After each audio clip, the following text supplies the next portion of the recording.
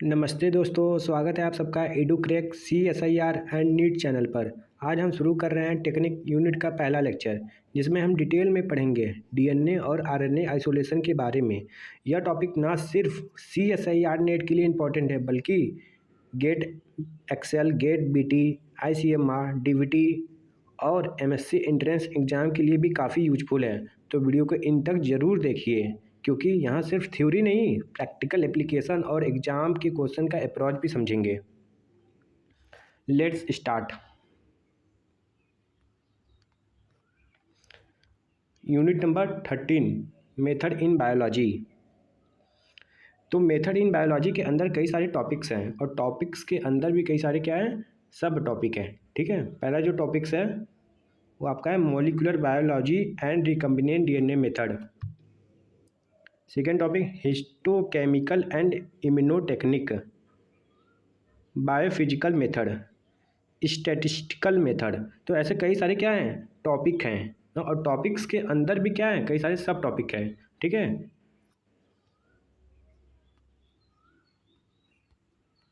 सब टॉपिक्स में आपका पहला क्या है, isolation and purification of RNA, और क्या है, DNA एंड प्रोटीन ना। तो RNA का आइसोलेशन एंड प्यूरिफिकेशन देखेंगे, DNA का आइसोलेशन एंड प्यूरिफिकेशन देखेंगे, प्रोटीन का भी देखेंगे, और इनके लिए डिफरेंट सेपरेशन मेथड होता है। ठीक है, फिर सेकेंड जो सब टॉपिक है, एनालिसिस ऑफ RNA का एनालिसिस, DNA का एनालिसिस, प्रोटीन का एनालिसिस किसके द्वारा करते हैं, बाई 1D या 2D जेल इलेक्ट्रोफोरेसिस ना। इसके थ्रू क्या करेंगे हम लोग, RNA का एनालिसिस और DNA का एनालिसिस करते हैं, और प्रोटीन का भी एनालिसिस करते हैं। ठीक है, थर्ड टॉपिक आपका क्या है, मॉलिक्यूलर क्लोनिंग ऑफ DNA और RNA fragment in bacterial and eukaryotic system, expression of recombinant protein using bacterial and animal and plant vector.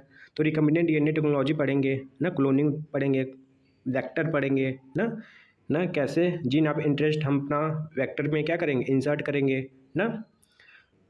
तो ये सारी चीज़ें देखेंगे।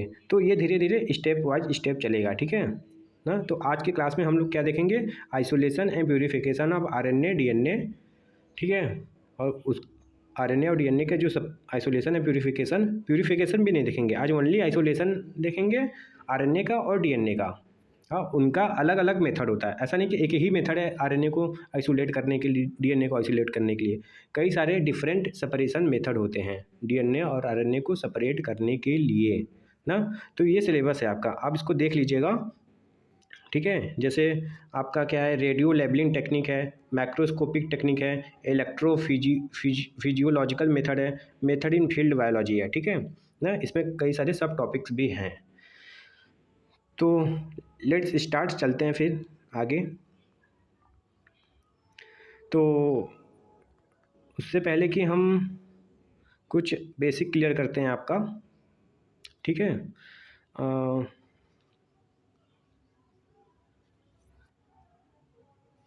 ठीक है, जैसे बायोमॉलिक्यूल्स, क्या बायोमॉलिक्यूल्स। तो व्हाट इज बायोमॉलिक्यूल्स, बायोमॉलिक्यूल्स क्या होता है, बायोमॉलिक्यूल्स होता है हाइड्रेटेड ऑफ कार्बन ना, जो कि कार्बन एंड हाइड्रोजन का बना हो तो होता है, उसे बायोमॉलिक्यूल्स कहते हैं ना। ठीक है, जैसे इसमें बायोमॉलिक्यूल्स में क्या आते हैं, मैक्रो और मैक्रो। ठीक है, मैक्रो में जो मोनोमर होते हैं और मैक्रो में जो पॉलीमर होते हैं। तो मोनोमर में जैसे आपका एमाइनो एसिड हो गया, ये क्या है, एक मोनोमर है। आपका न्यूक्लियोटाइड क्या हो गया, एक मोनोमर है। ठीक है ना। और मैक्रो में जैसे प्रोटीन हो गया आपका ना, न्यूक्लिक एसिड हो गया, न्यूक्लिक एसिड में DNA RNA हो गया। ठीक है, कार्बोहाइड्रेट में पॉलीसेकेराइड हो गया, जैसे जैसे ग्लाइकोजन, सेलुलोज। ठीक है ना, तो ये सब है। ठीक है, और जो प्रोटीन होता है, प्रोटीन क्या होता है, protein polymer of amino acid का पॉलीमर होता है प्रोटीन ना। तो प्रोटीन का भी क्या होता है, कई सारे स्टेज होते हैं, मतलब स्ट्रक्चर होते हैं ना। प्राइमरी स्ट्रक्चर ऑफ प्रोटीन होते हैं, सेकेंडरी स्ट्रक्चर ऑफ प्रोटीन होता है, टर्सरी स्ट्रक्चर ऑफ प्रोटीन होता है, क्वाटर्नरी स्ट्रक्चर ऑफ प्रोटीन होता है, ठीक है ना। जो प्राइमरी स्ट्रक्चर ऑफ प्रोटीन होता है वो क्या होता है, सीक्वेंस ऑफ एमाइनो एसिड ना, sequence of amino acid. Amino acid क्या होते हैं, एक सीक्वेंस में अरेंज होते हैं, तो उन्हें क्या बोलते हैं, प्राइमरी स्ट्रक्चर ऑफ प्रोटीन। और जो प्राइमरी स्ट्रक्चर ऑफ प्रोटीन होता है वो फंक्शनल प्रोटीन नहीं होता है, नॉन फंक्शनल होता है। बाकी जो secondary, tertiary and quaternary structure of protein होता है ये फंक्शनल प्रोटीन होता है, ठीक है। तो एक मैं बात पूछना चाह रहा हूँ, मैं आइसोलेशन क्यों कर रहा हूँ, आरएनए का, डीएनए का आइसोलेशन हम क्यों कर रहे हैं। तो आरएनए और डीएनए का आइसोलेशन हम लोग इसलिए कर रहे हैं, जैसे ही आपका डीएनए है, ठीक है, तो डीएनए है, तो डीएनए से क्या बनता है, आरएनए बनता है, और आरएनए से क्या बनेगा, प्रोटीन बनेगा, ठीक है ना, प्रोटीन बनेगा, ठीक। तो जैसे आरएनए पॉलीमरेज है, आरएनए पॉलीमरेज होता है ना, एंजाइम होता है ना आरएनए पॉलीमरेज, जो कि ट्रांसक्रिप्शन करवाता है। डीएनए पॉलीमरेज होता है जो कि रिप्लिकेशन करवाता है। तो एंजाइम है, डीएनए पॉलीमरेज, आरएनए पॉलीमरेज, ये क्या है, एंजाइम है, ठीक है। और ये जो एंजाइम है, तो एंजाइम क्या होता है, एंजाइम प्रोटीन नेचर का होता है ना, प्रोटीन नेचर का होता है। सभी एंजाइम क्या होते हैं, प्रोटीन नेचर के होते हैं, एक्सेप्ट राइबोजाइम, राइबोजाइम को छोड़कर, ठीक है। तो जो आरएनए पॉलीमरेज है ये इसके साथ, डीएनए के साथ इंटरेक्ट करेगा कि नहीं करेगा, क्योंकि आरएनए पॉलीमरेज एक प्रोटीन है, डीएनए के साथ इंटरेक्शन होगा। तो ये जो इंटरेक्शन हो रहा है प्रोटीन का डीएनए के साथ इंटरेक्शन, और कुछ ट्रांसक्रिप्शन फैक्टर होते हैं, ट्रांसक्रिप्शन फैक्टर होते हैं जो कि आरएनए पॉलीमरेज के साथ क्या करते हैं, इंटरेक्ट करते हैं। तो ट्रांसक्रिप्शन फैक्टर भी प्रोटीन होते हैं। तो प्रोटीन प्रोटीन का इंटरेक्शन, डीएनए प्रोटीन का इंटरेक्शन ना, आरएनए का प्रोटीन के साथ इंटरेक्शन। तो ये जो इंटरेक्शन है, इन इंटरेक्शन की स्टडी करने के लिए हम लोग पहले तो डीएनए को आइसोलेट करेंगे, तब तो हम स्टडी कर पाएंगे ना कि कैसे इंटरेक्ट हो रहा है कि नहीं हो रहा है, इंटरेक्शन हो रहा है कि नहीं, ट्रांसक्रिप्शन फैक्टर आरएनए पॉलीमरेज के बीच में इंटरेक्शन हो रहा है कि नहीं ना। तो यही स्टडी करने के लिए ना, और क्या पता करने के लिए, जैसे डीएनए का हमें मॉलिक्यूलर वेट पता करना है ना। जैसे हम डीएनए को आइसोलेट किए, तो डीएनए को जब आइसोलेट करेंगे तो जैसे क्या होता है, जब क्लोनिंग करते हैं तो हमारा क्या होता है कि 20 बेस पेयर का, 30 बेस पेयर का क्या चाहिए, हमें फ्रेगमेंट चाहिए। तो जो 30 बेस पेयर का फ्रेगमेंट है, 50 बेस पेयर का फ्रेगमेंट है, या किलो बेस पेयर का है, या मेगा बेस पेयर का है, तो जो हमें चाहिए तो उसका मॉलिक्यूलर वेट भी तो पता होना चाहिए, मॉलिक्यूलर वेट भी तो पता होना चाहिए। और मॉलिक्यूलर वेट पता करने के लिए पहले तो डीएनए को आइसोलेट करेंगे, तब तो पता करेंगे ना। प्योरिटी पता करने के लिए, डीएनए को प्योर है या नहीं है, इम्प्योर है ना। तो ये सब सारी चीज़ों को पता करने के लिए हमें डीएनए को आइसोलेट करना पड़ेगा, ठीक है ना। तो अभी तो स्टार्ट हुआ है टेक्निक, अभी देखते रहिए ना, देखते रहिए, देखिए कैसे धीरे धीरे स्टेप बाय स्टेप आपको सारी चीज़ें समझ में आ जाएगा ना। तो आपको ये समझ में आ गया ना कि डीएनए का आइसोलेशन, आरएनए का आइसोलेशन क्यों करते हैं, ठीक है। इसके बाद मैंने सिलेबस बता रखा है, ठीक है ना। फिर चलते हैं आगे। फिर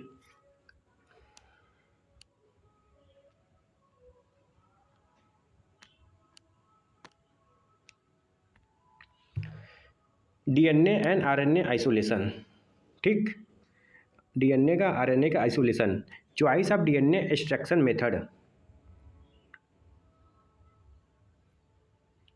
choice of DNA extraction method के कौन से फैक्टर होते हैं, फैक्टर जैसे आपका टाइप्स ऑफ डीएनए में कौन कौन सा है, एक क्रोमोसोमल डीएनए है, क्या है, क्रोमोसोमल डीएनए है, ठीक है, और प्लाज्मिक डीएनए है। तो टाइप्स ऑफ डीएनए के टाइप्स क्या होते हैं, क्रोमोसोमल डीएनए होता है, प्लाज्मिक डीएनए होता है। क्रोमोसोमल डीएनए क्या होता है, क्रोमोसोमल डीएनए क्या होता है बताइए। ये देखिए,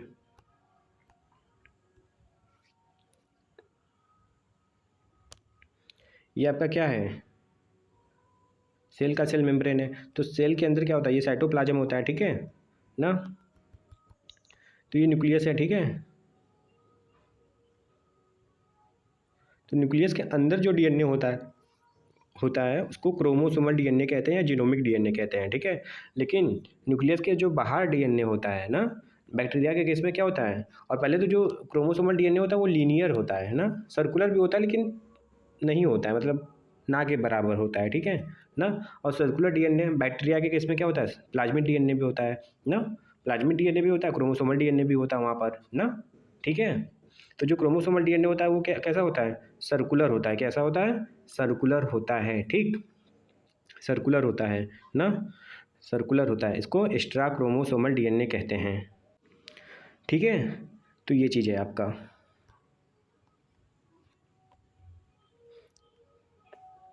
फिर सोर्स ऑफ ऑर्गेनिज्म, ऑर्गेनिज्म का सोर्स ना, हम किस ऑर्गेनिज्म के कौन से सोर्स से निकालेंगे डीएनए। वो हो सकता है बैक्टीरिया हो सकता है फंजाई हो सकता है प्लांट हो सकता है एनिमल हो, ठीक है ना,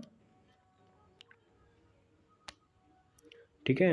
यह बैक्टीरिया हो सकता है, फंजाई हो सकता है, प्लांट हो सकता है, एनिमल हो सकता है। तो या तो हो सकता है बैक्टीरिया से हम लोग डीएनए को आइसोलेट करें, या हो सकता है फंजाई से डीएनए को आइसोलेट करें, या हो सकता है प्लांट से हम डीएनए को आइसोलेट करें, या हो सकता है एनिमल से हम आइसोलेट करें।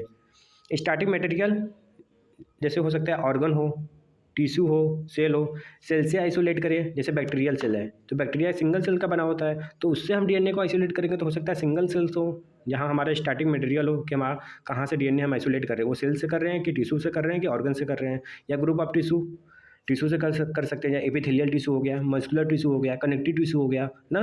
तो जो टिश्यू है वहाँ से भी हम डीएनए को आइसोलेट कर सकते हैं, या तो ऑर्गन से भी डीएनए को आइसोलेट कर सकते हैं, जैसे ऑर्गन पैंक्रियास से कर सकते हैं ना, स्टोमच से कर सकते हैं, लीवर से कर सकते हैं, ठीक है ना। तो हमारा स्टार्टिंग मटेरियल क्या है ना, तो यहाँ से हम डीएनए को आइसोलेट कर सकते हैं। पहले तो कौन सा ऑर्गेनिज्म है, कौन सा ऑर्गेनिज्म है, और फिर ऑर्गेनिज्म में कि सिंगल सेल्स का है कि क्या है, मल्टी सेलुलर है कि यूनिसेलुलर ऑर्गेनिज्म है ना। फिर डिजायर रिजल्ट, हमारा रिजल्ट क्या हो गया, डिजायर जैसे मॉलिक्यूलर वेट पता करना है ना, हमारा रिजल्ट क्या है कि जो हम भी डीएनए आइसोलेट किए हैं उसका मॉलिक्यूलर वेट कितना है, वो कितना प्योर है, प्योरिटी है कि नहीं, मतलब डीएनए कितना प्योर है ना। तो आने वाले हम टाइम में देखेंगे कि प्योरिटी कैसे चेक करते हैं डीएनए का ना। तो ये चीज़ है, बाकी देखते हैं।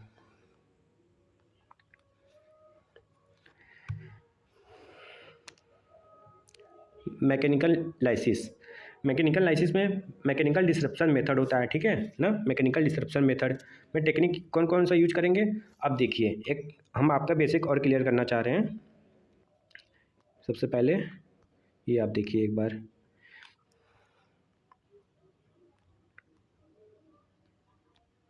ये detergent react with cell membrane ना। तो देखिए क्या है, आपका ये सेल मेम्ब्रेन है, ठीक है। तो सेल मेम्ब्रेन को जब क्या करेंगे, डिसरप्ट करेंगे, रप्चर करेंगे, तो जो इंट्रा सेलुलर कंपोनेंट होगा वो बाहर रिलीज होगा ना। इंट्रा सेलुलर कंपोनेंट क्या होगा, बाहर रिलीज होगा ना।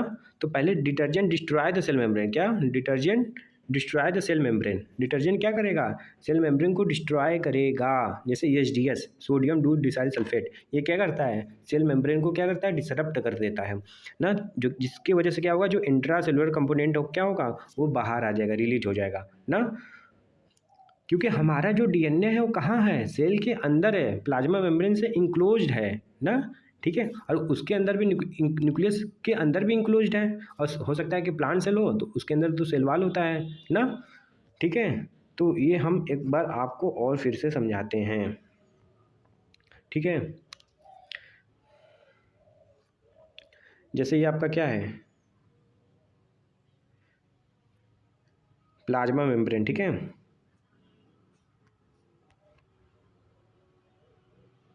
फिर इसके चारों तरफ क्या है, सेल वाल है। अगर प्लांट सेल होगा तो सेल वाल होगा, बैक्टीरियल सेल होगा तो सेल वाल होगा, फंजाई होगा तो सेल वाल होगा, ठीक है ना। तो बैक्टीरियल सेल किसका बना होता है, पेप्टाइडोग्लाइकिन का बना होता है सेल वाल, फंजाई का कैटिन का बना होता है ना, प्लांट का सेलुलोज का बना होता है, ठीक है ना। तो सेल वाल, ये सेल वाल है आपका। तो इस सेल वाल को क्या करना पड़ेगा, डिसरप्ट करना पड़ेगा ना। इस सेल वाल को क्या करना पड़ेगा, डिसरप्ट करना पड़ेगा ना, डिसरप्ट करना पड़ेगा, रप्चर करना पड़ेगा। फिर जो प्लाज्मा मेम्ब्रेन है, प्लाज्मा मेम्ब्रेन को भी क्या करना पड़ेगा, डिसरप्ट करना पड़ेगा, जिसके थ्रू क्या होगा, जब डिसरप्ट हो जाएगा तो जो भी इंट्रा सेलुलर कंपोनेंट होगा वो क्या हो जाएगा, रिलीज हो जाएगा, रिलीज हो जाएगा, ठीक है। तो उसके अंदर क्या होगा, डीएनए भी होगा, आरएनए भी होगा, प्रोटीन भी होगा, विटामिन भी होगा, ठीक है। इस तरीके से कुछ कुछ समझ में आ रहा है ना, कैसे कहाँ से स्टार्टिंग हुआ है, ठीक है। अब देखिए फिर से आपका ये मैकेनिकल लाइसिस में मैकेनिकल डिस्ट्रप्शन मेथड ना, जो टेक्निक है क्या है, मैकेनिकल डिसरप्शन मेथड में जो टेक्निक है ना, मैकेनिकली हम डिसरप्ट करेंगे ना सेल मेम्ब्रेन को, सेल वाल को, ठीक है। वो हो सकता है क्या हो सकता है वो ग्राइंडिंग कर सकते हैं, क्या कर सकते हैं, ग्राइंडिंग कर सकते हैं, अल्ट्रासोनिकेशन कर सकते हैं, हाइपोटोनिक लाइसिस कर सकते हैं, ऑस्मोटिक लाइसिस कर सकते हैं, ठीक है ना। और ग्राइंडिंग में भी क्या, ग्राइंडिंग क्या होता है, ग्राइंडिंग क्या होता है बताइए। ग्राइंडिंग फिजिकली ग्राइंड टिश्यू और सेल, फिजिकली ग्राइंड करते हैं टिश्यू को और सेल्स को ना। ग्राइंडिंग जो जैसे मिक्सचर होता है हमारे घर पर, तो क्या करता है, ग्राइंड करता है ना। तो इसमें क्या होगा, जो ग्राइंडिंग होता है वो फिजिकली ग्राइंड करता है टिश्यू और सेल्स को ना।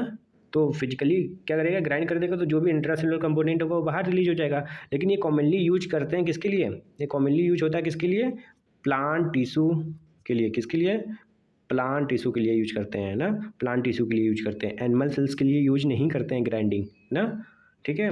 इसके बाद अल्ट्रासोनिकेशन, अल्ट्रासोनिकेशन क्या होता है, high frequency sound wave produce करता है। क्या प्रोड्यूस करता है, high frequency sound wave produce करता है, जिसकी वजह से क्या होता है, जिसके वजह से क्या होता है कि डिसरप्ट हो जाता है सेल मेम्ब्रेन, क्या हो जाता है, डिसरप्ट हो जाता है सेल मेम्ब्रेन, ठीक है। इसके बाद हाइपोटोनिक सोल्यूशन, हाइपोटोनिक सोल्यूशन में लो ऑस्मोटिक प्रेशर, मतलब लो ऑस्मोटिक प्रेशर करते हैं, ठीक है। और जो अल्ट्रासोनिकेशन होता है ना, अल्ट्रासोनिकेशन जो होता है ये किसके लिए यूज करते हैं, एनिमल सेल्स के लिए यूज करते हैं, एनिमल सेल के लिए यूज करते हैं, ठीक है ना। एनिमल में तो सेल वाल होता नहीं है, एनिमल सेल्स, इसीलिए तो अल्ट्रासोनिकेशन हम एनिमल सेल के लिए यूज करते हैं, क्योंकि प्लाज्मा मेम्ब्रेन ही होता है, सेल वाल तो होता नहीं है। और ग्राइंडिंग हम प्लांट टिश्यू के लिए यूज करते हैं ना, कि ज़्यादा फोर्स लगता है ग्राइंडिंग में, अल्ट्रासोनिकेशन में उतना नहीं होता है, ठीक है। हाई फ्रिक्वेंसी साउंड वेव होता है, हाई फ्रिक्वेंसी साउंड वेव होता है, तो उसके थ्रू क्या होगा, डिसरप्ट हो जाएगा सेल मेम्ब्रेन, ठीक है। इसके बाद जो होगा hypotonic solution, hypotonic low osmotic pressure, जिसकी वजह से cause the cell burst, cell burst हो जाता है ना, सेल ब्रस्ट हो जाएगा, ठीक है, ठीक। फिर osmotic lysis, alter the osmotic condition, अगर हम ऑस्मोटिक कंडीशन को अल्टर कर दें तो वीकनेस हो जाएगी और सेल ब्रस्ट हो जाएगा, ठीक है। फिर से इसको एक बार देख लीजिए आप लोग, मैंने क्या बताया, मैंने ग्राइंडिंग वाला बताया, ठीक है, ग्राइंडिंग एक बताया, अल्ट्रासोनिकेशन,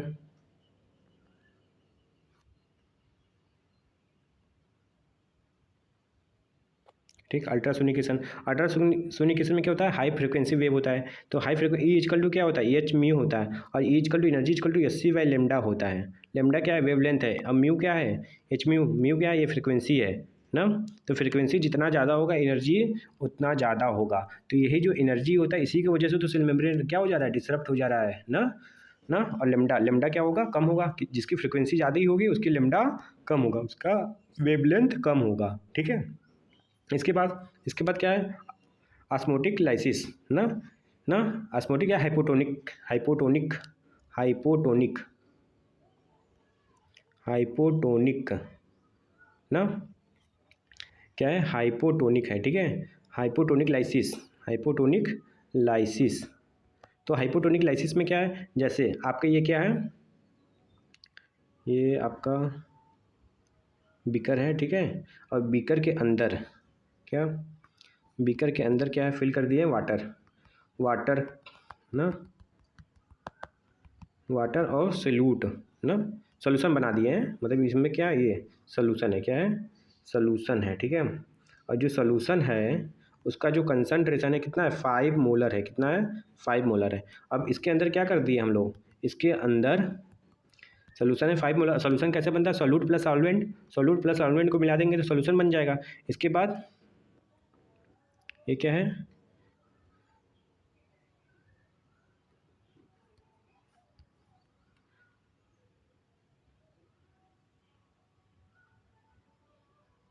ये आपका सेल है, ठीक है, क्या सेल है, ठीक है, जिसका कंसंट्रेशन कितना है, जिसका कंसंट्रेशन 10 मोलर है, कितना है, 10 मोलर है ना।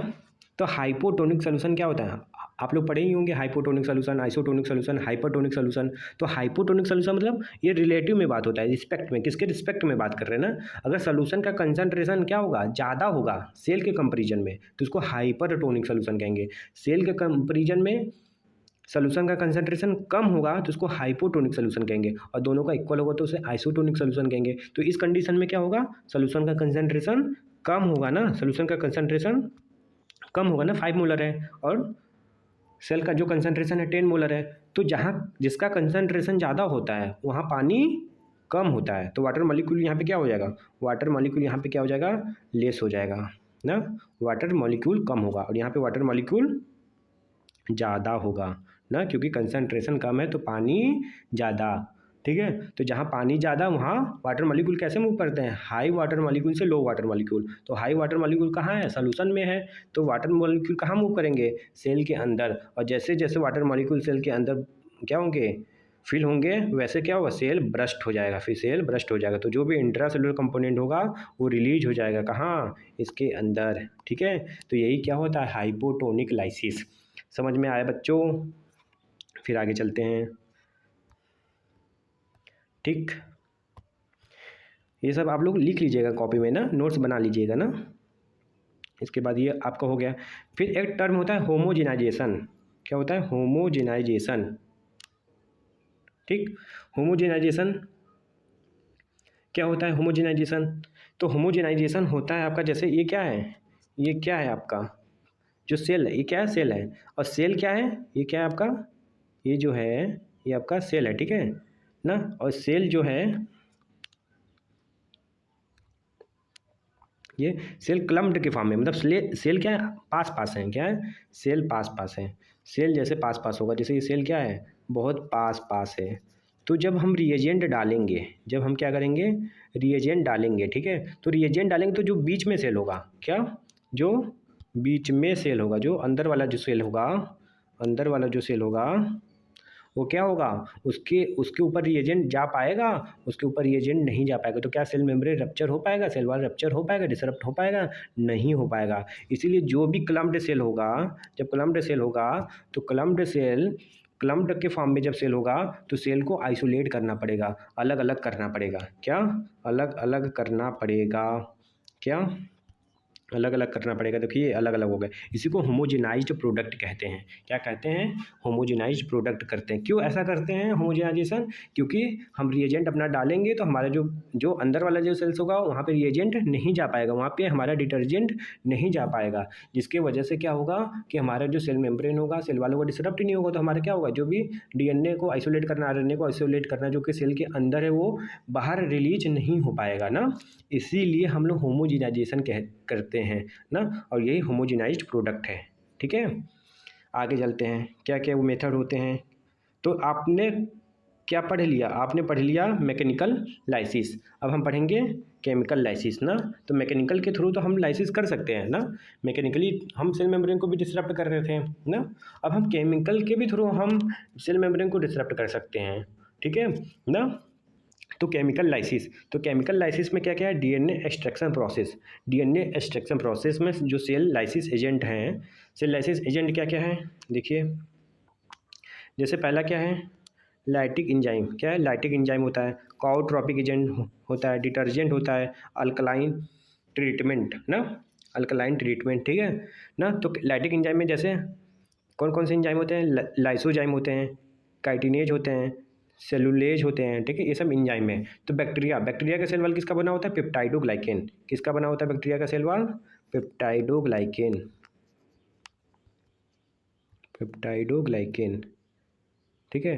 तो पेप्टाइडोग्लाइकेन का सेल वॉल बना होता है। फंजाई का किसका बना होता है, काइटिन का बना होता है ना, काइटिन का बना होता है, ठीक है, फंजाई का किसका बना होता है, काइटिन का, ठीक। और प्लांट का किसका बना होता है, सेलुलोज का बना होता है सेल वॉल, सेलुलोज का बना होता है ना। तो बैक्टीरिया का सेल वॉल पेप्टाइडोग्लाइकेन का बना होता है। तो पेप्टाइडोग्लाइकेन का सेल वॉल बना तो उसको डिग्रेडेड करने के लिए, डिग्रेडेड करने के लिए क्या करना पड़ेगा ना, कौन सा एंजाइम देना पड़ेगा, लाइसोजाइम, क्या देना पड़ेगा, लाइसोजाइम, ठीक है। फंजाई किसका बना होता है, काइटिन का बना, तो काइटिनेज एंजाइम डाल देंगे तो सेल वॉल क्या हो जाएगा, डिस्टर्ब हो जाएगा। प्लांट सेल सेलुलोज का बना होता है तो सेलुलेज एंजाइम डाल देंगे, या हो सकता है क्या डाल दें, पैक्टिनेज एंजाइम में होता है, क्या होता है, पैक्टिनेज भी डाल सकते हैं हम लोग ना, पैक्टिनेज भी डाल सकते हैं, ठीक। एक होता है काओट्रोपिक एजेंट, काओट्रोपिक एजेंट, तो जो काओट्रोपिक एजेंट होता है, एग्जाम्पल के गुआनिडीन हाइड्रोक्लोराइड, क्या होता है, गुआनिडीन हाइड्रोक्लोराइड, ठीक है ना। तो काओट्रोपिक एजेंट ये क्या करता है, गुआनिडीन हाइड्रोक्लोराइड, ये डिसरप्ट करता है क्या, ये डिसरप्ट करता है, क्या डिसरप्ट करता है, ये डिसरप्ट करता है हाइड्रोजन बॉन्ड को, क्या करता है, डिसरप्ट हाइड्रोजन बॉन्ड, ये हाइड्रोजन बॉन्ड को क्या करता है, ब्रेक कर देता है, डिसरप्ट कर देता है, ठीक है। कौन, काओट्रोपिक एजेंट गुआनिडीन हाइड्रोक्लोराइड ना। फिर इसके बाद आपका डिटर्जेंट एच डी एस होता है, क्या होता है, H D S, sodium dodecyl sulphate. तो सोडियम डू डिसाइल सल्फेट क्या करता है, डिसरप्ट करता है लिपिड मेम्ब्रेन को, किसको डिसरप्ट करता है, लिपिड मेम्ब्रेन को, ठीक है, डिसरप्ट करता है सेल मेम्ब्रेन को, ठीक है। तो डिटर्जेंट में एच डी एस होता है, सोडियम डू डिसाइल सल्फेट, जो कि क्या करता है, डिसरप्ट करता है लिपिड मेम्ब्रेन को, ठीक है। इसके बाद अल्काइल ट्रीटमेंट, ठीक है, अल्काइल ट्रीटमेंट जो कि यूज करते हैं किसके लिए, यूज्ड फॉर प्लाज्मिड आइसोलेशन के लिए यूज करते हैं ना। तो अल्कलाइन ट्रीटमेंट मतलब अल्कलाइन नेचर, मतलब बेसिक नेचर ना, बेसिक होना चाहिए। हम बेसिक नेचर का किसके लिए यूज करते हैं, प्लाज्मिड आइसोलेशन के लिए, क्या यूज करेंगे, NaOH ना, ठीक। ये आपका हो गया। तो आपको पता चला ना कि कैसे हम सेल को लाइसिस कर रहे हैं ना, कैसे बैक्टीरिया सेल को हम लोग लाइसिस करेंगे, डिसरप्ट करेंगे ना। हाइड्रोजन बॉन्ड को डिसरप्ट करना होगा तो कैसे करेंगे, लिपिड मेम्ब्रेन को डिसरप्ट करना होगा तो कैसे करेंगे, डिटर्जेंट यूज करेंगे। अगर प्लाज्मिड को आइसोलेशन के लिए जो यूज करते हैं, अल्कलाइन ट्रीटमेंट यूज करते हैं, NaOH, ठीक। जब क्या हो, जब सेल लाइसिस हो गया, क्या, ये देखिए सेल लाइसिस हो गया, देखिए पोर क्रिएट हो गया, देखिए यहाँ पे पोर क्रिएट हो गया है, ये देखिए पोर क्रिएट हो गया ना, पोर, ठीक है। तो पोर क्रिएट हो गया, तो पोर क्रिएट कैसे हुआ आपको पता चल गया, सेल वाल डिसरप्ट कर दिए, सेल मेम्ब्रेन डिसरप्ट कर दिए ना। तो जब फिर जो क्या होगा, इंट्रा सेलुलर कंपोनेंट होगा, क्या होगा, इंट्रा सेलुलर कंपोनेंट। तो इंट्रा सेलुलर कंपोनेंट क्या हो जाएगा, रिलीज हो जाएगा, ये देखिए रिलीज हो गया ना, यहाँ पे देखिए, ठीक है। जब रिलीज हो जाएगा तो क्या क्या मिलेगा हमारे को, हो सकता है क्या क्या मिले,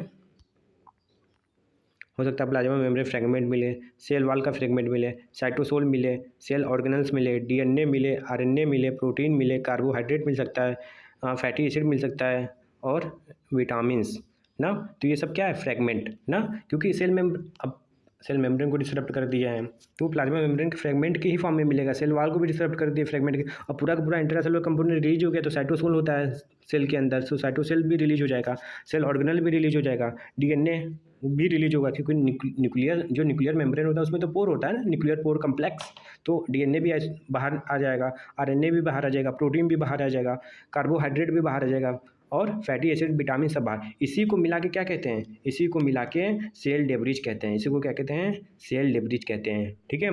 एक टर्म होता है सुपरनेटेंट एंड पैलेट। तो पैलेट क्या होता है, जो नीचे प्रेसिपिटेट के फॉर्म में हो जाता है उसको पैलेट कहते हैं, और जो ऊपर होता है पैलेट के ऊपर उसको सुपरनेटेंट कहते हैं, ठीक है, सुपरनेटेंट कहते हैं, देख लीजिए एक बार, ठीक, ये ठीक।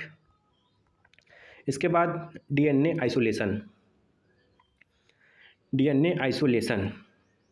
DNA आइसोलेशन की अगर हम बात करें तो DNA को आइसोलेट करने के लिए कई सारे क्या होते हैं, मेथड होते हैं। पहला जो मेथड होता है आपका वो क्या होता है, ऑर्गेनिक सॉल्वेंट एक्सट्रैक्शन मेथड। कौन सा मेथड, पहला मेथड। मैंने बताया था ना कि मैंने सिलेबस जब मैंने दिखाया था तो मैंने आपको दिखाया था कि क्या होता है, जब DNA RNA का जब क्या होता है सेपरेशन होता है तो उसमें कई सारे डिफरेंट मेथड होते हैं DNA को आइसोलेट करने के लिए। तो जो पहला मेथड होता है ऑर्गेनिक सॉल्वेंट एक्सट्रैक्शन मेथड, जिसको फिनॉल क्लोरोफॉर्म मेथड भी कहते हैं। सेकेंड जो मेथड हो सकता है DNA को आइसोलेट करने का, सिलिका कॉलम बेस्ड मेथड हो सकता है, मैग्नेटिक बीड्स बेस्ड मेथड होता है, एक अल्कलाइन मेथड होता है। ये चार ऐसे मेथड होते हैं जिसके थ्रू हम DNA को आइसोलेट करते हैं, ठीक है। इसके बाद इनएक्टिवेशन ऑफ सेलुलर न्यूक्लिएजेस, जो न्यूक्लिएजेस हैं, जो डीएनएजेस, जो आरएनएजेस है, क्या है, डीएनएज और आरएनएज, ठीक, आरएनएज, ठीक है। तो डीएनएज एंड आरएनएज को ये क्या है, न्यूक्लिएजेस हैं जो कि डीएनए को क्या करते हैं, डीएनए को क्या करते हैं, मार देते हैं ना, डीएनए को क्या करते हैं, डिस्ट्रॉय कर देते हैं ना। ठीक है, तो आरएनए किसको डिस्ट्रॉय करेगा, आरएनए को, और डीएनए को डिस्ट्रॉय करेगा ना। तो इनको इनएक्टिवेशन करना पड़ेगा न्यूक्लिएजेस, क्योंकि हमें जब डीएनए को आइसोलेट करेंगे, हम आइसोलेट करेंगे तो हमारा डीएनए हमें मिलना चाहिए ना। अगर क्योंकि डीएनएजेस जो आरएनएज होते हैं ना, ये यूबिक्वेटस होते हैं। क्या होते हैं, यूबिक्वेटस होते हैं, मतलब हर जगह पाए जाते हैं, हर जगह। हमारे हाथ में भर भर के डीएनएजेस आरएनएजेस हैं ना, हमारे इंस्ट्रूमेंट में, हमारे जो ग्लासवेयर हैं वहाँ पे हर जगह, हमारे डिस्टिल वाटर तक की मतलब उसमें भी मिल जाता है हमारे को डीएनएजेस आरएनएजेस, जो कि वहाँ डबल डिस्टिल वाटर में मिल जाता है ना। तो उसको मतलब डीएनए को तो हमें बचाना होगा ना, तो इसीलिए तो हमें क्या करना पड़ेगा, इनएक्टिवेशन करना पड़ेगा, किसका, न्यूक्लिएजेस का, डीएनएजेस आरएनएज का इनएक्टिवेशन करना पड़ेगा। नहीं तो हमारे को डीएनए को, हमारे जो डिजायर क्या है, हमें क्या आइसोलेट करना है, डीएनए को, आरएनए को, तो उसको क्या करेगा, डिस्ट्रॉय कर देगा ना। तो पहले तो न्यूक्लिएजेस जो हमारे डीएनए को मार रहे हैं ना, डिस्ट्रॉय कर रहे हैं, उसको इनएक्टिवेशन कर दीजिए, उसको इनएक्टिव फॉर्म में कर दीजिए, तो क्या होगा, हमारा डीएनए बच जाएगा। ठीक, तो वही टर्म दिया है यहाँ पे, डीएनएज कैन डिग्रेडेड, क्या करेगा, कैन डिग्रेडेड ना, can degrade the DNA, they must be inactivated ना, इसको जरूर हमें इनएक्टिवेटेड करना पड़ेगा। ठीक, इसके बाद एक टर्म है ईडीटीए क्या है, इथाइलिन डाइअमीन टेट्राएसीटेट ना। ये क्या करता है, इथाइलिन डाइअमीन टेट्राएसीटेट, ये बाइंड करता है डाईवैलेंट केटायन Mg2+ से। किससे बाइंड करता है, Mg2+ से बाइंड करता है। ठीक है, ये डाईवैलेंट केटायन होता है। ठीक, Mg2+, जो कि एसेंशियल होता है for nuclease activity. Nuclease activity, देखिए ASE लिखा है, ASE लिख दिया, मतलब ये एंजाइम की बात कर रहा है। वही डीएनएजेस आरएनएजेस के एक्टिविटी के लिए एसेंशियल होता है। कौन, Mg2+।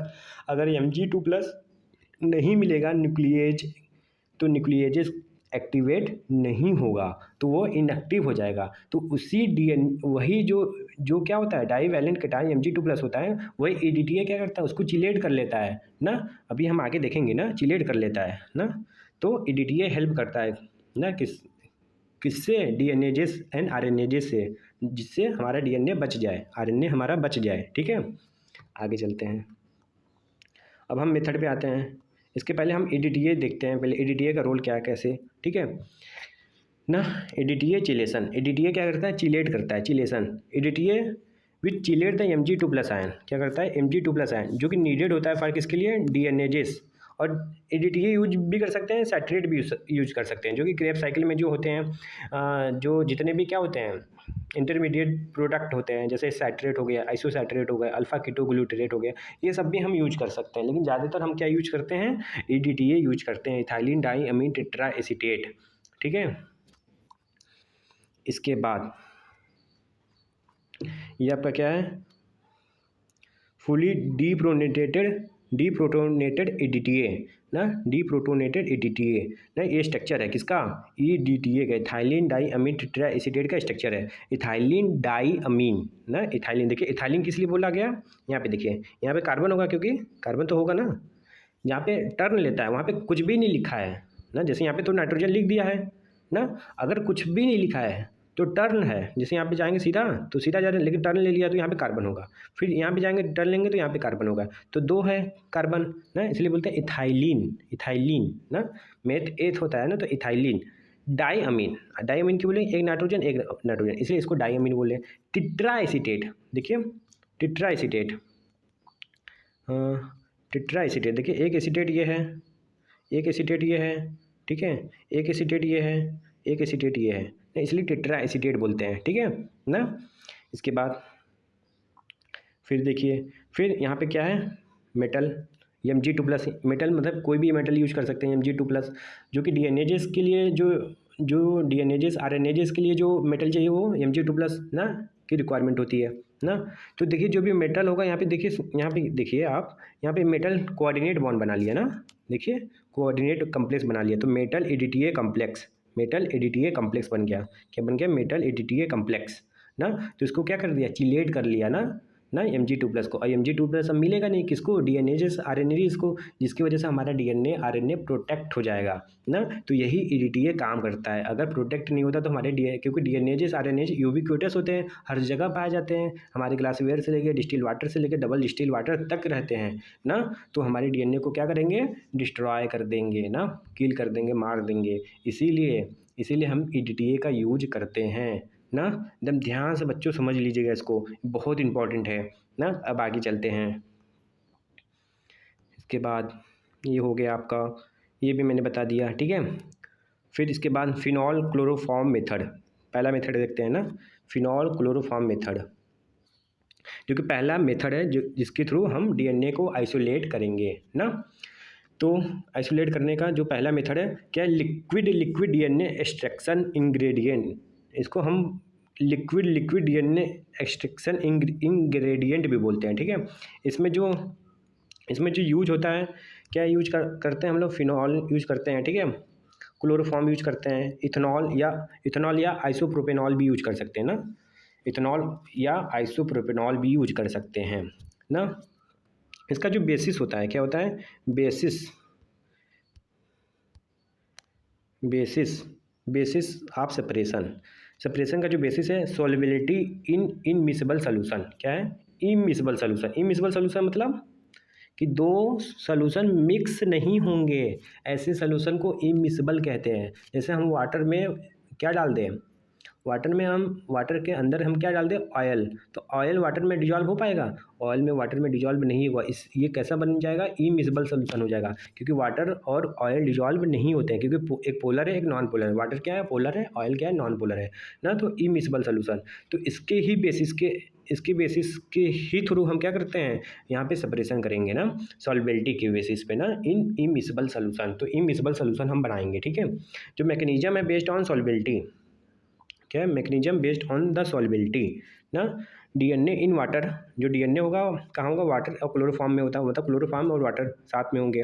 और DNA remain in the top aqueous phase, जो डीएनए रहता है कहाँ रहता है, टॉप एक्वस फेज में होता है ना, एक्वस फेज में होगा, ठीक है ना।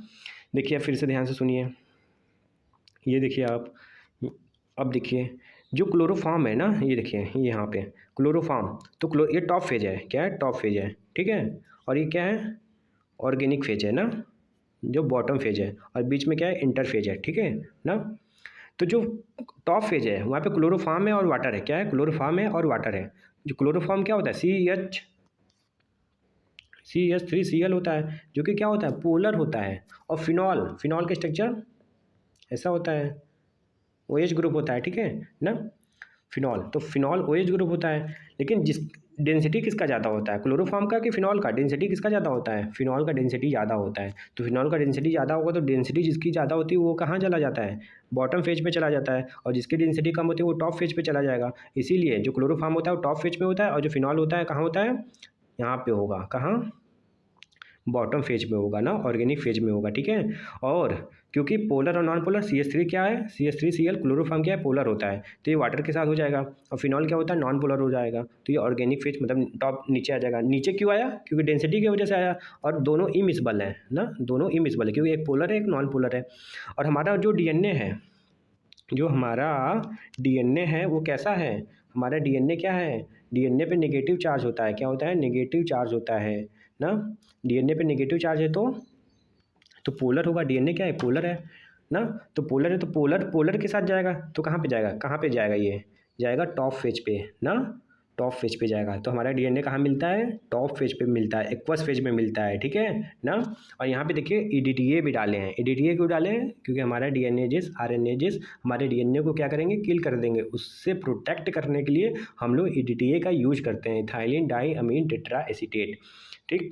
अब आगे हम देखते हैं, ठीक है। फिर आपको ये समझ में आ गया, ये मैंने बता दिया, ठीक है। अब आपको पता चला ना कि कहाँ पे क्या चीज़ मिलता है। तो टॉप फेज पे क्या होता है, डीएनए होता है। इंटरफेज होता है, इंटरफेज क्यों, अरे बीच का कुछ लेयर होगा ना, जहाँ पे क्या होगा, जहाँ पे पोलर है नॉन पोलर अलग अलग हो गए, सेपरेट हो गए, उस जो फेज होता है उसी को इंटरफेज कहते हैं, ठीक है। ये मैंने बता दिया कि जो क्या होते हैं, जो डीएनए जैसे आरएनए होते हैं यूबिक्विटस होते हैं, ठीक है ना। कई बार मैं बता चुका, ये भी मैंने बता दिया कैसे होता है। फिर देखिए आप एक बार देख लीजिए फिर से, आपका रिकॉल करवा देते हैं अभी तक। जो सेल लाइसिस मेथड है ना, best possible yield and purity for different species of organism के अलग अलग स्पीसीज से हम क्या करेंगे, डीएनए को आइसोलेट करेंगे। सेम टाइप ना, सेम टाइप सेल या टिश्यू, टारगेट मॉलिक्यूल या सब सेलुलर स्ट्रक्चर। ठीक है, जैसे कौन सा मेथड है, एक हो गया फिजिकल मेथड, एक हो गया रिएजेंट बेस्ड मेथड जिसको केमिकल मेथड कहते हैं, फिजिकल मेथड को मैकेनिकल मेथड कहते हैं ना। इसी दो तरीके से हम लोग क्या करते हैं, सेल लाइसिस करते हैं, सेल का लाइसिस करते हैं। ठीक, इसके बाद आप देखिए ये आपका क्या है, मोटर एंड पेस्टल है। क्या है, मोटर एंड पेस्टल। ठीक है, मोटर एंड पेस्टल क्या करते हैं, यूज करते हैं ग्राइंडिंग के लिए ना, ग्राइंडिंग के लिए, या ना जो मिक्सचर होता है हमारे यहाँ ना, मिक्सचर होता है तो मैकेनिकली हम इसको डिस्टर्ब कर रहे हैं सेल वाल को ना, तो मोटर एंड पेस्टल का भी यूज करते हैं। ठीक है, ये देखिए क्या हो गया पूरा एक तरीके का पेस्ट बन गया है ना, पूरा डिसरप्ट हो गया। देखिए पूरा सेल, जो प्लांट सेल्स लिए हैं, ठीक है, फिर यहाँ पे हम आइस लिए हैं, ठीक है ना। फिर ये भी मैंने बता दिया, होमोजिनाइजेशन ना, होमोजिनाइजेशन ना, यहाँ पे क्या करते हैं, यहाँ फीड कराते हैं। ठीक है, फिर यहाँ पे क्या होता है, एक सीट होता है, इम्पैक्ट रिंग लगा होता है। ठीक है, यहाँ पे देखिए होमोजिनाइज्ड प्रोडक्ट रिलीज हो रहा है, होमोजिनाइज प्रोडक्ट रिलीज हो रहा है, जो मैंने बताया ना कि क्लम्प्ड के फॉर्म में होता है। तो हर जो क्लम्प्ड के फॉर्म में है सेल्स, उसको क्या करना पड़ेगा, सेल्स को आइसोलेट करना पड़ेगा, अलग अलग करना पड़ेगा ना। तो इसको अलग करने के लिए हम होमोजिनाइजेशन करते हैं। ठीक है, आपका ये हो गया। ठीक, फिर इसके बाद इसको एक मिनट भी होल्ड पे करिए। ठीक है,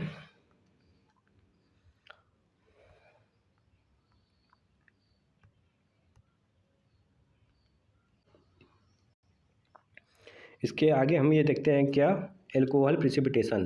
तो एल्कोहल प्रिसिपिटेशन, अब देखिए क्या है, अब तो डीएनए डिजॉल्व हो गया ना, सॉल्युबल के फॉर्म में हो गया। तो डीएनए जब अरे वाटर में है, पोलर में डिजॉल्व हो जाता है, सॉल्बिलिटी बढ़ जाती है ना।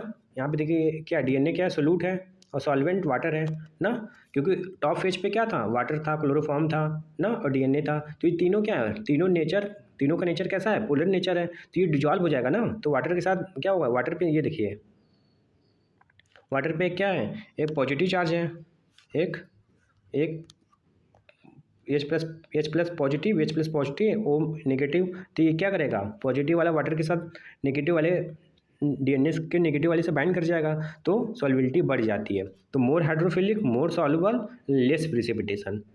लेकिन जैसे ही अल्कोहल डालेंगे और साल्ट डालेंगे, क्या है, अल्कोहल डालेंगे साल्ट डालेंगे तो क्या होगा, डालेंगे तो इसके बाद लेस हाइड्रोफिलिक ना, क्योंकि सभी जो साल्ट होंगे वो डीएनए से बाइंड करने लगेंगे, वाटर से नहीं बाइंड करेगा। जब वाटर से बाइंड नहीं करेगा और इथेनॉल भी बाइंड करने लगेगा डीएनए के साथ, जिसकी वजह से क्या होगा, लेस हाइड्रोफिलिक हो जाएगा, लेस सॉल्युबल हो जाएगा इन वाटर में, और फिर जिसकी वजह से मोर प्रिसिपिटेशन हो जाएगा। क्या हो जाएगा, वाटर में लेस सॉल्युबल हो जाएगा, क्योंकि वाटर से बाइंड नहीं करेगा डीएनए, तो मोर प्रिसिपिटेशन। ठीक, तो एल्कोहल में हम लोग डालते हैं क्यों, बाद में ना, कैसे हम डीएनए, क्योंकि मेरे को डीएनए को प्रिसिपिटेट के फॉर्म में करना है ना, अभी हम देखेंगे। ठीक, ये आपका हो गया। ठीक, अब देखिए यहाँ पे एक मेथड है, फिर कैसे स्टेप बाय स्टेप देखते हैं एक बार। ठीक है, पहले क्या करेंगे हम लोग, पहले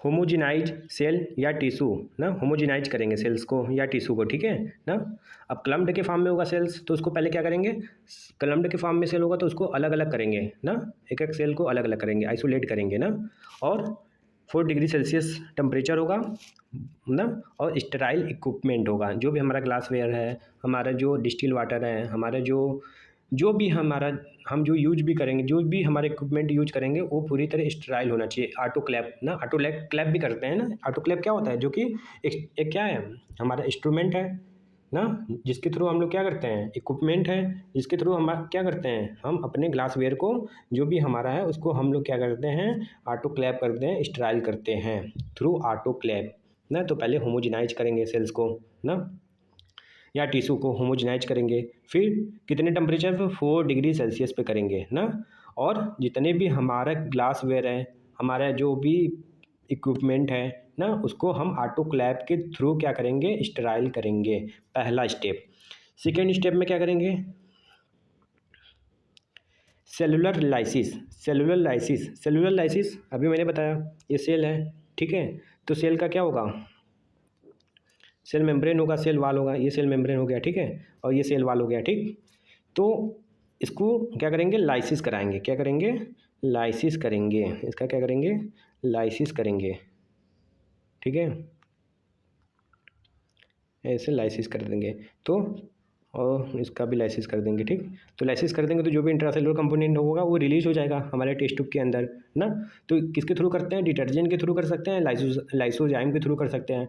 लाइसोजाइम जैसे बैक्टीरियल सेल लेंगे तो वो पेप्टाइडोग्लाइकेन का बना होता है सेल वाल, तो सेल वाल डिस्टर्ब कर देंगे। अल्ट्रासोनिकेशन प्लाज्मा मेम्ब्रेन के लिए होता है। डिटर्जेंट जो होता है लिपिड मॉलिक्यूल को डिस्टर्ब करने के लिए होता है, डिटर्जेंट HDS यूज करते हैं, ठीक है। ये हो गया सेकेंड। उसके बाद फर्स्ट ये हो गया, सेकेंड ये हो गया, थर्ड स्टेप चिलेटिंग एजेंट डालेंगे, EDTA।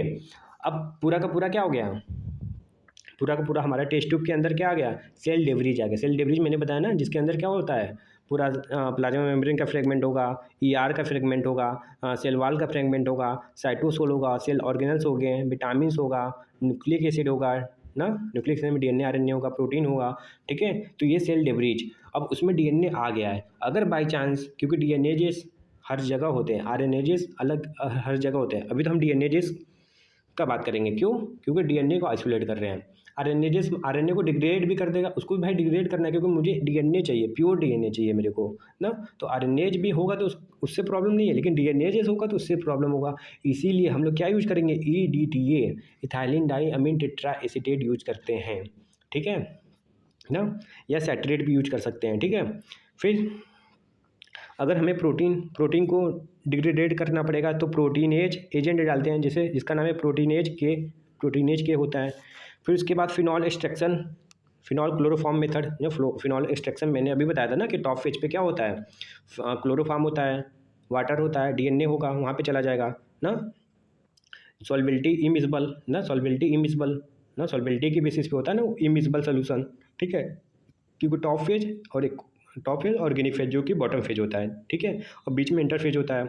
तो जो फिनॉल होता है नीचे चला जाएगा, टॉप बॉटम फेज पे चला जाएगा, क्योंकि उसका डेंसिटी ज़्यादा होता है, ठीक है। और जो टॉप फेज पे डेंसिटी कम होती है किसका, क्लोरोफॉर्म का, ठीक है, तो ऊपर रहेगा। तो क्योंकि DNA क्या पोलर है, तो पोलर के साथ डिजॉल्व हो जाएगा ना।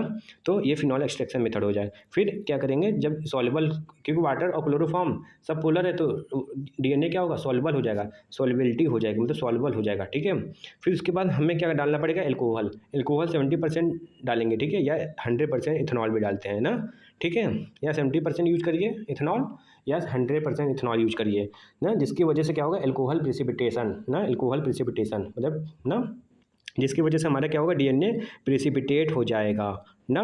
फिर डिजॉल्व कर देंगे DNA को, कहाँ, ट्रिस बफर में, ट्रिस LCL बफर, कहाँ कहाँ करते हैं, ट्रिस LCL बफर, जो कि क्या करता है, pH को मेंटेन करता है, क्योंकि हमें DNA को एक्टिव फॉर्म में लेना है ना।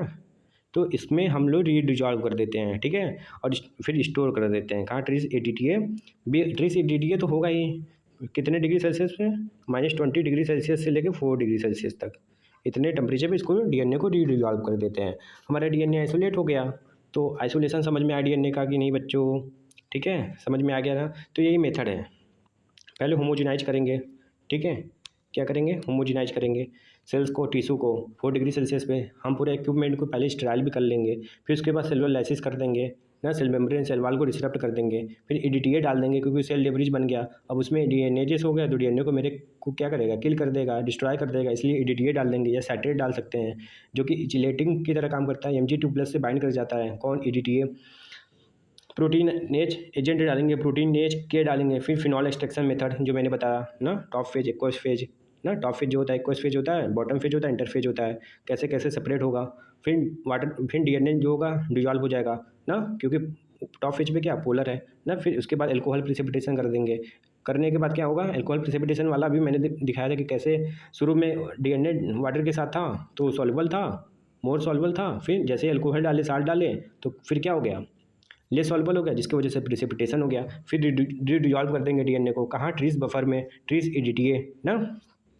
फिर स्टोर कर लेंगे कितना डिग्री सेल्सियस पे, -20 डिग्री सेल्सियस से 4 डिग्री सेल्सियस तक, ठीक है।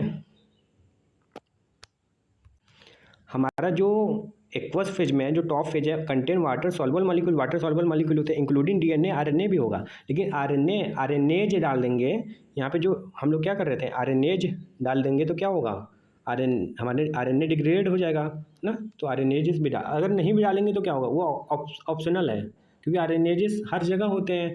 लेकिन हम अपने ग्लासवेयर को तो क्या किए हैं बताइए, स्टेराइल किए हैं ना। तो हो सकता है आरएनएज ना हो ठीक है, बहुत रिक्स है, ठीक है ना। ये आपको समझ में आएगा कि नहीं ना। तो ये डीएनए का आइसोलेशन हो गया, ठीक है।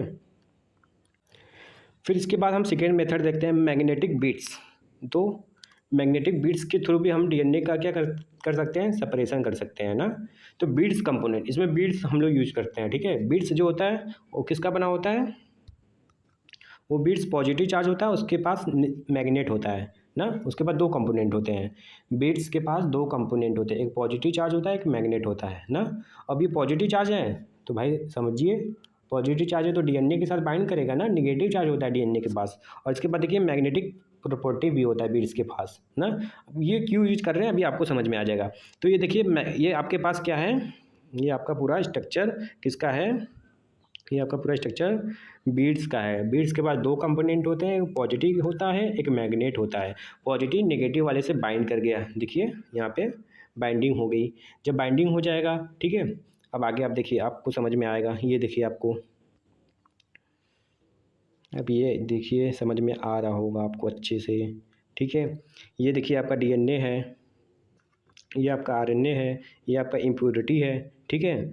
अब इसके बाद मैंने क्या किया, इसके बाद मैंने बीट्स डाल दिया। अब बीट्स के पास क्या होता है बच्चों, बीट्स के पास क्या होता है, पॉजिटिव चार्ज होता है और मैग्नेटिक बिहेवियर होता है। अब पॉजिटिव चार्ज होगा तो डीएनए से बाइंड करेगा ना, डीएनए के पास नेगेटिव चार्ज होता है। तो देखिए फिर ये क्या, देखिए यहाँ पे बाइंड कर गया ना। अब बाइंड कर गया, अब मैग्नेट लाएंगे एक ना, क्या करेंगे, एक मैग्नेट लाएंगे, ठीक है। एक देखिए मैग्नेट ला दिया। और जब मैग्नेट लाएगा तो मैग्नेट क्या करेगा, क्योंकि नॉर्थ पोल होता है, साउथ पोल होता है, नॉर्थ पोल साउथ पोल ना। तो नॉर्थ पोल और साउथ पोल, तो साउथ पोल नॉर्थ पोल वाले से इंटरेक्ट करेगा ना। तो इंटरेक्शन होगा तो ये पास, बाकी सब इम्प्योरिटी ऊपर चले जाएंगे। फिर इसके बाद क्या हो जाएगा, ठीक, वॉशिंग कर देंगे, क्या कर देंगे, वॉशिंग कर देंगे, ठीक है ना। वॉशिंग करने के बाद क्या करेंगे, फिर इल्यूशन हो जाएगा, फिर हमारा डीएनए मेरे को मिल जाएगा, हमारा डीएनए मतलब आइसोलेट हो गया, ठीक है। ये मेथड क्या है, magnetic beads DNA isolation method है ना। इसको क्या बोलते हैं, मैग्नेटिक बीट्स डीएनए आइसोलेशन, ठीक। इसके बाद एक मेथड होता है सिलिका बेस्ड डीएनए आइसोलेशन ना, ये भी देख लेते हैं। उसके पहले हम आपको बताते हैं आयन एक्सचेंज ना। एक मिनट, अब एक चीज़ समझिए, आयन एक्सचेंज, यहाँ पे example of commonly used ion exchanger.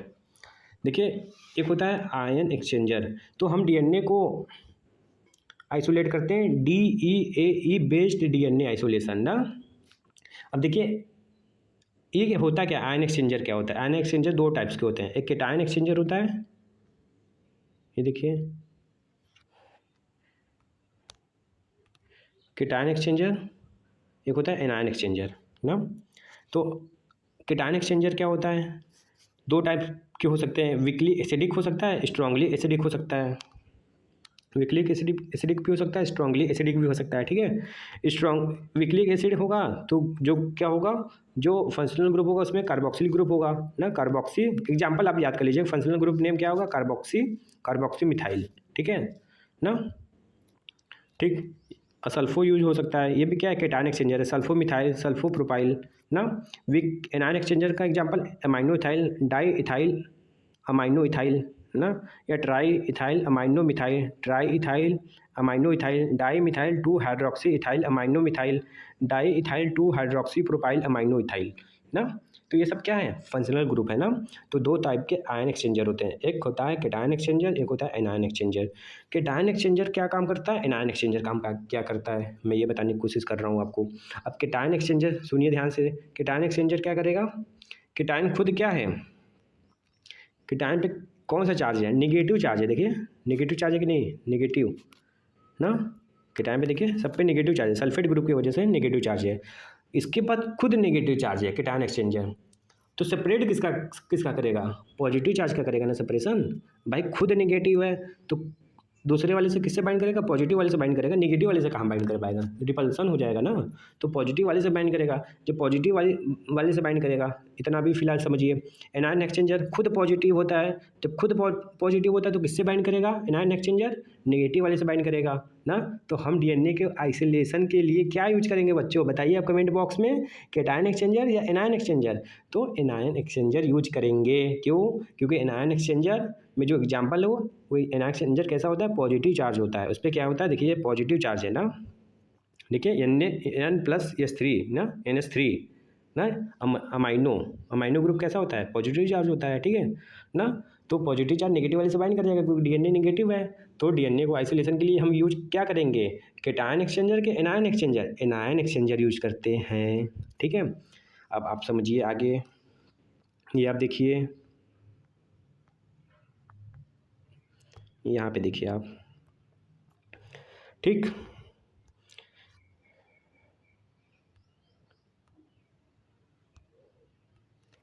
ये आपका कॉलम है, क्या है ये, पूरा का पूरा क्या है, कॉलम है, ठीक है ना। ये कॉलम में है, यहाँ पे देखिए आयन एक्सचेंज दो टाइप्स के होते हैं, कौन कौन, एनायन होता है, कैटायन होता है। तो हम यहाँ पे यूज क्या कर रहे हैं बताइए बच्चों, हम लोग यहाँ पे यूज कर रहे हैं एनायन के कैटायन, एनायन यूज कर रहे हैं क्योंकि एनायन एक्सचेंजर क्या होता है, खुद उसके पास पॉजिटिव होता है, पॉजिटिव ग्रुप कंटेन करता है ना। और ये हमारे मान लेते हैं डीएनए है, डीएनए ऐसा नहीं होता है, डीएनए ऐसा होता है, ठीक है। डीएनए अगर बाइंड कर गया तो ये पॉजिटिव के साथ नेगेटिव वाला बाइंड कर जाएगा ना, क्योंकि डीएनए पे नेगेटिव चार्ज होता है। और ये कॉलम में जो हमारे जो आयन एक्सचेंज है, जो हम स्टेनरी फेज, इसको क्या बोलते हैं, स्टेनरी फेज ना, स्टेनरी फेज ना। तो ये जाके डीएनए नेगेटिव चार्ज होता है तो ये पॉजिटिव वाले से बाइंड कर जाएगा, जब बाइंड कर जाएगा तो यहाँ पे लो साल्ट देते हैं कि हाई साल्ट है, लो साल्ट पे बाइंडिंग होती है कि हाई साल्ट पे बाइंडिंग होती है, बताइए। लो साल्ट पे बाइंडिंग होता है, लो साल्ट पे क्या होगा, बाइंडिंग फेवर होगा, क्या होगा, बाइंडिंग फेवर होगा, ठीक है ना। लो साल्ट पे बाइंडिंग फेवर होगा, क्यों लो साल्ट पे बाइंडिंग फेवर होगा, अरे मेरे को क्या मतलब है, पॉजिटिव नेगेटिव चार्ज मिल रहा है ना, हम क्यों ज़्यादा साल्ट मतलब पॉजिटिव डाल देंगे तो फिर क्या होगा, जब पॉजिटिव डाल देंगे ज़्यादा तो नेगेटिव वाला साल्ट के साथ बाइंड कर जाएगा, तो ये अच्छा होगा, नहीं होगा, इसलिए लो साल्ट पे बाइंडिंग अच्छा होगा ना। और बाकी तो इल्यूशन हो ही जाएगा, बाकी लोग का इल्यूशन हो जाएगा और डीएनए जाके कॉलम से बाइंड कर जाएगा, स्टेनरी फेज से बाइंड कर जाएगा, ठीक है। जब बाइंडिंग हो जाएगी, कब बाइंडिंग होगी, लो साल्ट पे बाइंडिंग होती है। अब हमें इल्यूशन कराना है, इल्यूशन कब होगा, हाई साल्ट पे इल्यूशन होता है, हाई साल्ट पे इल्यूशन होगा। अब यहाँ पे साल्ट डाल देंगे Na+ ना, साल्ट डालेंगे Na+, बहुत ज़्यादा Na+ हो जाएगा, कंसनट्रेशन Na+ का क्या हो गया, ज़्यादा हो गया, तब ज़्यादा हो गया तो अब डीएनए से बोलेगा भाई तुम स्टेनरी फेज से बाइंड क्यों कर रहे हो, मेरे पास आओ, मेरे पास क्या है, पॉजिटिव चार्ज है ना। तो मोर पॉजिटिव देख कर क्या करेगा डीएनए, क्योंकि डीएनए निगेटिव, उसको पॉजिटिव चाहिए भाई, मर रहा है पॉजिटिव से, तो तुरंत जाएगा किससे बाइंड करेगा, सोडियम से बाइंड कर जाएगा ना, साल्ट से बाइंड कर जाएगा। जब बाइंड कर जाएगा तो इल्यूशन के लिए क्या होगा, इल्यूशन के लिए हाई साल्ट होता है ना, जब बाइंड कर जाएगा तो इल्यूट हो जाएगा, बाहर रिलीज हो जाएगा, तो डीएनए हमारा आइसोलेट हो जाएगा। तो डीएनए को आइसोलेट करने के लिए यहाँ पे जो पॉजिटिव चार्ज कौन सा यूज किया है, DEAE, ठीक है, DE based DNA isolation method है, इसको डाई इथाइल अमाइनो इथेनॉल कहते हैं ना, डाई इथाइल अमाइनो इथेनॉल कहते हैं, ठीक है ना। ठीक, ये हमारा कॉलम होता है ना, ठीक हो गया आपका ये आयन एक्सचेंज। बाकी हम इन्फिनिटी भी देखेंगे, अभी इन्फिनिटी से भी हम देखेंगे, और साइज एक्सक्लूजन, हाइड्रोफोबिक इंटरेक्शन, ये आने वाले वीडियो में आपको मिल जाएगा, ठीक है। अभी हम आयन एक्सचेंजर देखें, आयन एक्सचेंज भी नहीं, अभी फिर देखेंगे आयन एक्सचेंज। यहाँ पे डीएनए को आइसोलेट कर रहे हैं तो सब मेथड हम बता रहे हैं, ठीक है ना, किस किस थ्रू हम मेथड को डीएनए को आइसोलेट कर सकते हैं, ठीक है। ये हो गया आपका, फिर ये देखिए आपका फिर से यहाँ पे देखिए कॉलम है, फिर डीएनए के बाइंडिंग हो गए, फिर वॉशिंग कर दिए, इल्यूशन हो गया, ठीक है। फिर ये भी मैंने बता दिया, मैग्नेटिक बीट्स डीएनए आइसोलेशन भी मैंने बता दिया, ठीक है। ये आपका हो गया। अब देखते हैं आरएनए आइसोलेशन ना, आरएनए आइसोलेशन। तो याद कर लीजिएगा क्या, कि डीएनए जो डीईए बेस्ड डीएनए आइसोलेशन जो मेथड है, वहाँ पे क्या होता है, लो साल्ट पे बाइंडिंग होती है, हाई साल्ट पे इल्यूशन होता है ना। ठीक, ये दिमाग में बैठा लीजिएगा। अब इसके बाद हम देखेंगे, ये तो हम देख लिए एनिमल सेल्स का, ठीक है। एक होता है क्या, सी टाइप एक्सट्रैक्शन, मतलब डीएनए को और भी होता है, CTAB based DNA extraction होता है, मेथड होता है, ठीक है। क्या होता है, conventional CTAB extraction method, जिसको 3 से 4 घंटा लगता है, ठीक है, टोटल। ठीक, तो इसमें हम क्या करते हैं, पूरा तो प्रोसेस आपको पता ही है, ठीक है। देखिए, एक्सट्रैक्ट करना डीएनए को ना, कैसे, टी बफर में ना डी डिजॉल्व करते थे ना, फिर ये पैलेट के फॉर्म में आ जाता था, ड्राइड पैलेट। इथेनॉल भी यूज करते थे ना, इथेनॉल किसके लिए यूज करते थे, प्रिसिपिटेशन के लिए ना। फिर यहाँ पे एक्वस फेज देखिए, एक्वस फेज आइसोप्रोपेनॉल, क्लोरोफॉर्म ना, क्लोरोफॉर्म कहाँ होगा, टॉप फेज पे होगा। आइसोप्रोपेनॉल क्या होगा, बॉटम फेज पे होगा। या फिनॉल भी यूज कर सकते हैं, सब कुछ वही, grinding, organic phase extraction, DNA precipitation, centrification, ethanol washing, centrification, ये सब आपने पढ़ रखा है पहले से। यहाँ पे क्या है, बस एक एक्स्ट्रा है, एक्सट्रैक्शन बफर। यही एक्सट्रैक्शन बफर जो होता है, यहाँ पे क्या होता है, एक्सट्रैक्शन बफर में क्या यूज करते हैं हम लोग, यहाँ पे यूज करते हैं पीएच हाई होना चाहिए, पीएच हाई होना चाहिए और लो साल्ट होना चाहिए, ठीक है, और 2% सी टैब होना चाहिए, सी टैब होना चाहिए, ठीक है। सी टैब का फार्मूला लिख लीजिए आप, सी टैब का फार्मूला लिखेंगे आप लोग, कमेंट बॉक्स में मेरे को बताइएगा ना, गूगल सर्च करके, ठीक है, सी टैब का, ठीक है। ये सब कुछ नहीं है, इसको हटा दीजिए आप ना, कोई मतलब नहीं है। तो इसमें बस वही एक्सट्रैक्शन बफर, मतलब एक्सट्रैक्शन बफर यूज करते हैं, ठीक है ना, एक्सट्रैक्शन बफर के लिए यूज करते हैं सी टैब, बस इतना दिमाग में बैठे, बाकी तो आपको पता है। तो ये प्लांट सेल से जब डीएनए को आइसोलेट करते हैं, ये हो गया आपका, ठीक है। इसके बाद आरएनए आइसोलेशन देखते हैं, क्या, आरएनए आइसोलेशन। तो आरएनए आइसोलेशन के लिए क्या होता है, कई सारे मेथड होते हैं ना, ठीक। आरएनए इज वेरी सेंसिटिव, बहुत ही सेंसिटिव होता है। आरएनएज जो एंजाइम होता है, आरएनएज जो एंजाइम होता है, भर भर के एंजाइम होता है, हमारे हाथ में, हमारे ग्लास वेयर पे, हमारे distil water, double distil water हर जगह होता है, इसलिए आरएनएज बहुत सेंसिटिव होता है, ठीक है ना। क्योंकि कहीं भी आरएनएज मिला तो आरएनए बेचारा डिस्ट्रॉय हो जाएगा, ठीक है। ऑर्गेनिक सॉल्वेंट एक्सट्रैक्शन मेथड, पहला method organic solvent extraction method, जो कि हम पढ़ा दिए हैं, ऑर्गेनिक सॉल्वेंट एक्सट्रैक्शन मेथड वाला ना। भाई डीएनए का है तो आरएनए का भी वैसे ही होगा ना, जैसे डीएनए का भी मैंने देखा, डीएनए का आइसोलेशन, वैसे आरएनए का आइसोलेशन होगा, ठीक है। Oligo dT column based method, oligo dT column based method, जैसे आरएनए कई टाइप के होते हैं, एमआरएनए होता है, ठीक है, टी आरएनए होता है, ठीक, और आरएनए होता है, ठीक है, राइबोसोमल आरएनए ने। तो 3 टाइप्स के आरएनए होते हैं, और भी एसएन आरएनए ना, एमआई आरएनए, पीआई आरएनए, कई टाइप्स के आरएनए होते हैं। यहाँ हम तीन का बात कर रहे हैं, ठीक है। और उसमें भी 3 का भी बात नहीं करेंगे, ओनली एक का बात करेंगे, वो भी किसका, एमआरएनए का बात करेंगे, मैसेंजर आरएनए का बात करेंगे। इसके पास क्या होता है, पॉली अटेल होता है, क्या होता है, पॉली अटेल होता है, ठीक है ना, पॉली अटेल, ठीक है ना, अभी हम देखेंगे, ठीक है। तो oligo dT column based method, magnetic beads based method, वही वाला जैसे डीएनए का होता है, आरटीपीसीआर बेस्ड मेथड, जिसको रिवर्स ट्रांसक्रिप्टेज बेस्ड मेथड भी कहते हैं, इसको हम बाद में देखेंगे, ठीक है। तो पहले ऑर्गेनिक सॉल्वेंट वाला देख लेते हैं फिर से, डीएनए के लिए, आरएनए के लिए कैसे करेंगे। पहला स्टेप क्या होगा, ट्रीट रिएजेंट से ट्रीट करेंगे, treat with RNase inhibitor. RNase inhibitor क्या है, यहाँ पे डाई इथाइल पायरोकार्बोनेट, आरएनएजेस यहाँ पे क्या है, इन्विटर, जो आरएनए को इन्विट करने वाला जो क्या है रिएजेंट है, उसका नाम क्या है, डाई इथाइल पायरोकार्बोनेट ना। ये यूज करेंगे पहले, ये किस लिए यूज करेंगे, जितने भी हमारा ग्लास वेयर है ना, ट्रीट करेंगे रिएजेंट को, हमारा जो रिएजेंट है उसको भी ट्रीट करना पड़ेगा, समझिए आप, ग्लास वेयर को तो करना ही है और साथ ही साथ रिएजेंट को भी करना है हमको, ठीक है। इसके बाद होमोजेनाइज करेंगे सेल्स को, मैंने बता दिया, होमोजेनाइज कलम सेल्स को आइसोलेट के फॉर्म में करना है, हर सेल को अलग अलग करना है, या टिश्यू हो 4 डिग्री सेल्सियस पे करना है, ट्रीट करना है रिएजेंट को, ठीक है। सेलुलर लाइसिस कर देंगे डिटर्जेंट और लाइसोजाइम के थ्रू। आरएनए सॉल्वेंट, जो आरएनए सॉल्वेंट होगा यहाँ पे क्या होता है, ग्वानिडियम थायोसाइनेट होता है, क्या होता है, ग्वानिडियम थायोसाइनेट होता है। ये भी क्या होता है, एक तरीके का आरएनएज इन्हिबिटर होता है, क्या होता है, आरएनएज इन्हिबिटर होता है, ठीक। ये भी आरएनएज को क्या करता है, आरएनएज को इनहिबिट करता है, ठीक है। प्रोटीनेज एजेंट प्रोटीनेज के डालेंगे क्योंकि प्रोटीन को भी डिग्रेड करना है, क्योंकि मेरे को प्योर आरएनए चाहिए।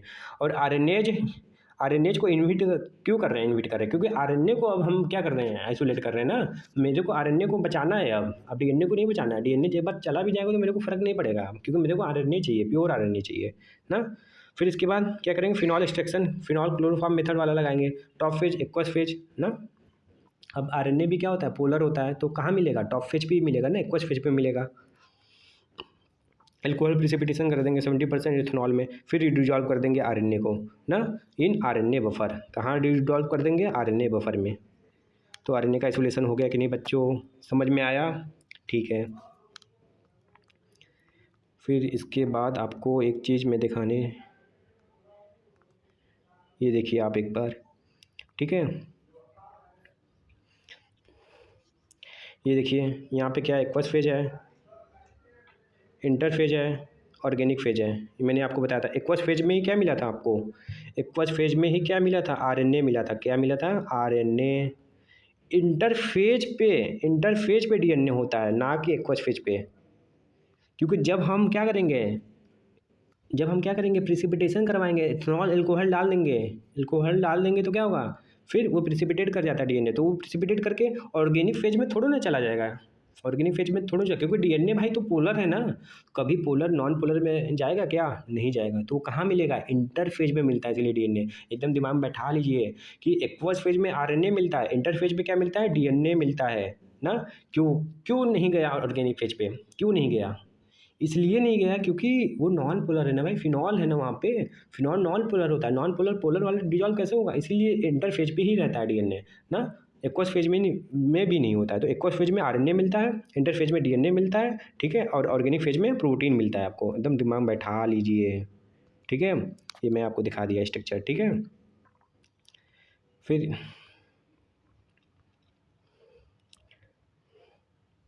ये आपका हो गया, ठीक है। ये भी आप एक बार देख सकते हैं, वही चीज़ है।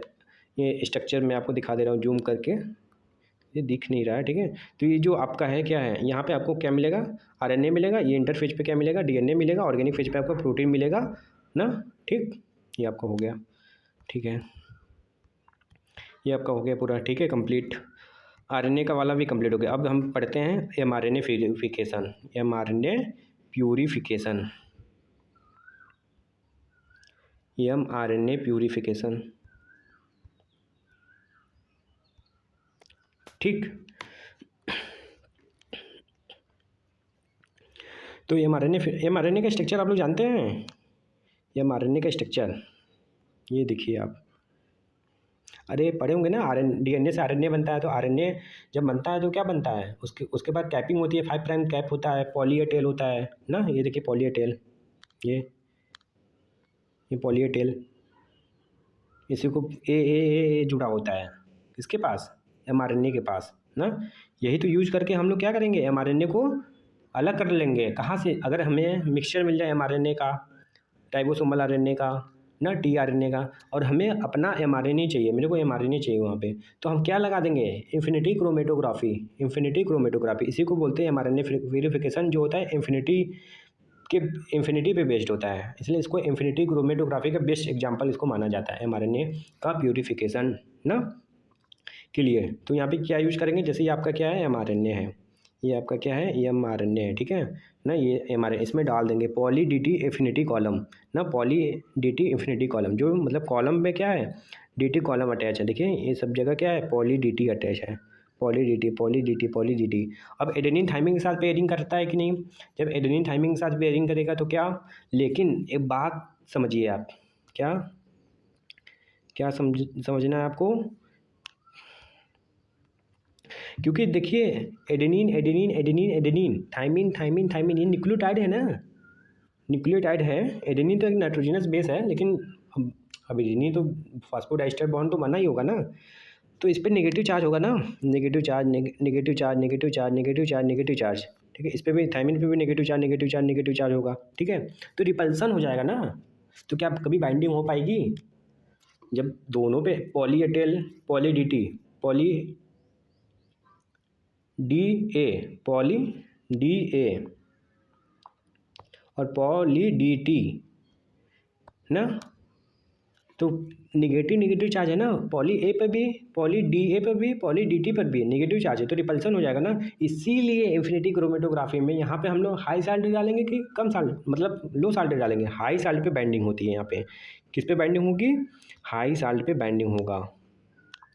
क्या होगा? हाई साल्ट पे बाइंडिंग होती है, ये दिमाग में बैठाइए, क्योंकि हाई साल्ट डालेंगे ना, हाई साल्ट डालेंगे तो क्या होगा, यहाँ पे Na+ आ जाएगा। Na+ तो क्या होगा, रिपल्सन को मिनिमाइज कर देगा। रिपल्सन को क्या कर देगा?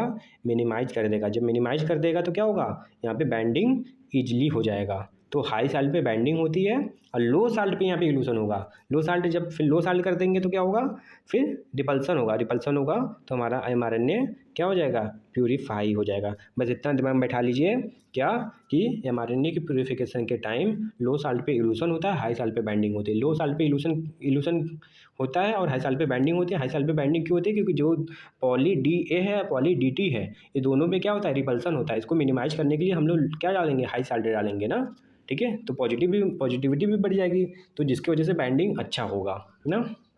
ये आपका कंप्लीट हो गया है। यहाँ पे देखिए लिखा है non poly A plus RNA and DNA are washed. जो नॉन पॉली है, जिसके पास पॉली ए नहीं है, mRNA के पास है पॉली ए, tRNA के पास है पॉली ए, नहीं है। क्या है, राइबोसोमल RNA के पास है पॉली ए, नहीं है। किसका फीचर होता है, main feature of poly A mRNA के पास होता है, और किसी के पास ये किसी के पास नहीं होता है भाई, किसी के पास नहीं होता है, ठीक है। तो ये सब क्या होंगे, जो RNA होगा, जो RNA होगा, जो DNA होगा, ये सब क्या हो जाएगा, वाश्ड हो जाएगा through column in high salt concentration. High salt concentration डाल देंगे तो क्या होगा, बाइंडिंग नहीं होगा ना भाई। बाइंडिंग कहाँ से होगा, शुरू में बाइंडिंग के लिए क्या करते हैं हम लोग, हाई साल्ट कंसंट्रेशन डालते हैं, और लो साल्ट पे इल्यूशन होता है। लो साल्ट पे इल्यूशन होता है, देखिए इल्यूशन होता है, ठीक है। हाई साल्ट पे बाइंडिंग होती है, लेकिन इनके पास पॉली ए है ही नहीं, तो क्या कभी बाइंडिंग होगा राइबोसोमल RNA का? DNA के पास है क्या, RNA के पास है क्या? RNA के पास है, लेकिन mRNA के पास है, बाकी RNA के पास नहीं है। इसलिए वो हाई साल्ट जब कंसंट्रेशन होगा तो वो क्या हो जाएगा, वास हो जाता है ना। इसी को बोलते हैं इन्फिनिटी क्रोमेटोग्राफी ना।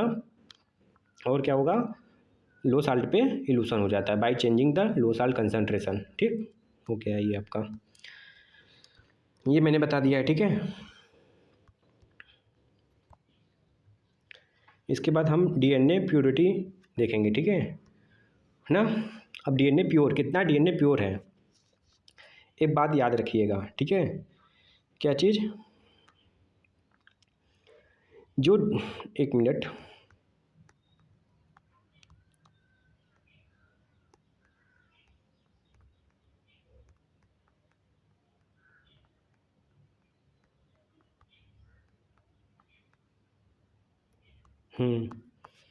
ठीक है, ठीक।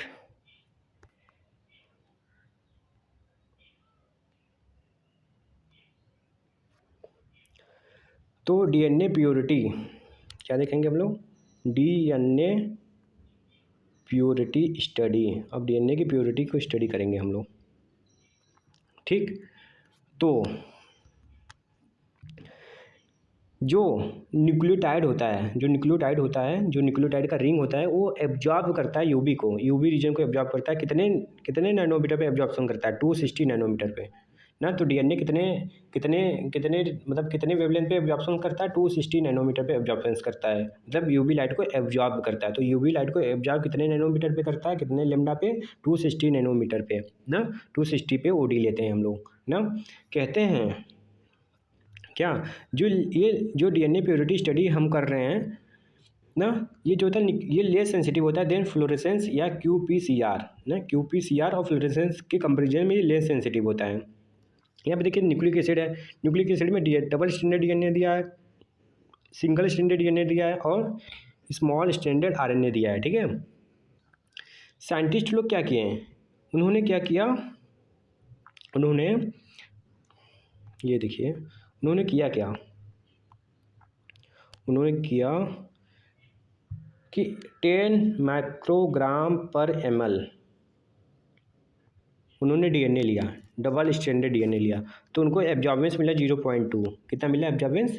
0.2 मिला। ठीक है, फिर उन्होंने लिया 20 माइक्रोग्राम पर ml। कितना? 20 ग्राम पर माइक्रो ml, तो कितना एब्जॉर्बेंस मिला? 0.4 मिला।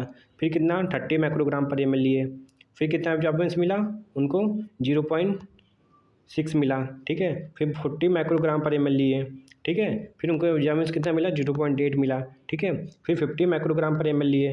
ठीक है, फिर एब्जॉर्बेंस कितना मिला? 1 मिला। ठीक है ना, समझ में आया कि नहीं? मिला। ठीक है, मिला।